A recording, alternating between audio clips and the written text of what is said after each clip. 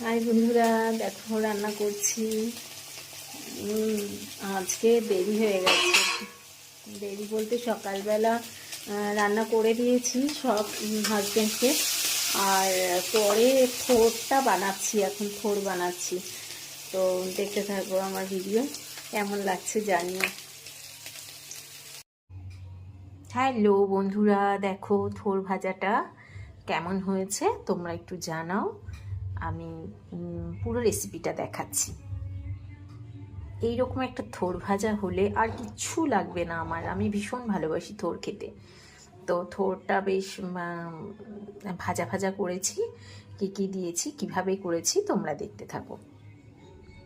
আজকে চলে এসেছি একটা নতুন ভিডিও নিয়ে। দেখো আজকে বানাচ্ছি থোর।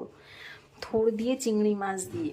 তো চিংড়ি মাছও এখানে কেটে বেছে ধুয়ে রেখেছি। থোরটা আমার কাজের মাসি কালকে কেটে দিয়েছিল, তারপর নুন হলুদ মাখিয়ে রেখে দিয়েছি, নুন দিয়ে একটু চটকিয়ে। এখন কড়াইতে তেল দিয়ে দিয়েছি, দিয়েছিলাম 2টো শুকনো লঙ্কা, দিলাম একটু সর্ষে ফোড়ন,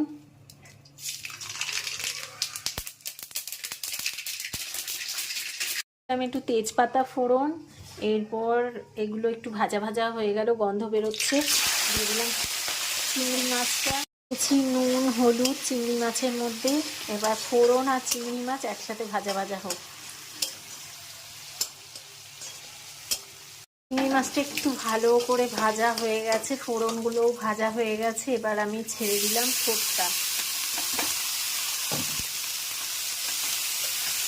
এবার সবগুলো একটু ভালো করে ভাজা করব। কাঁচা লঙ্কাগুলোকেও গোটা দিলাম, কারণ আমার মা না একদম ঝাল খেতে পারে না। মুখের মধ্যে কি যেন হয়েছে, ডক্টর দেখানো হচ্ছে, মা একদম ঝাল খেতে পারছে না।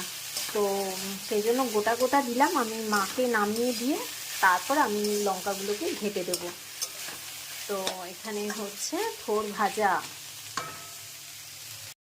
এইটা ভাজা ভাজা করছি যাতে ভালো মতন সেদ্ধটা হয়ে যায় আর জিনিসটাও ভালো মতন ভাজা হয়ে যায়। এটা আমার থোর ভাজা প্রায় অলমোস্ট হয়ে এসছে, কমপ্লিট। আমি গ্যাসটা বন্ধ করে দিলাম। এবার দেখো তোমরা কেমন হয়েছে।